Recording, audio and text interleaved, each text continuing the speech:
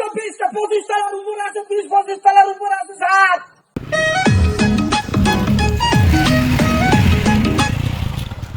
না, এই ভাই জন্য আর হয় না, এই মাসের শেষ কিস্তি মিস্তি দেয় না।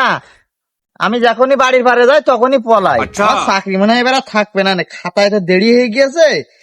আগে একটু ফোন দিয়ে দেখি বাড়ি যাওয়ার আগে, যাতে পলিয়ে না পড়তে পারে।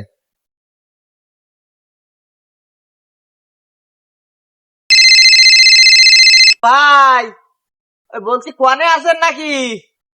ওই মাসের শেষ দিন আজকে। স্যার আমি তো 20-25 তলার উপরে আছে, 20-25 তলার উপরে আছে স্যার। স্যার এখন কিস্তি দিতে পারবো না।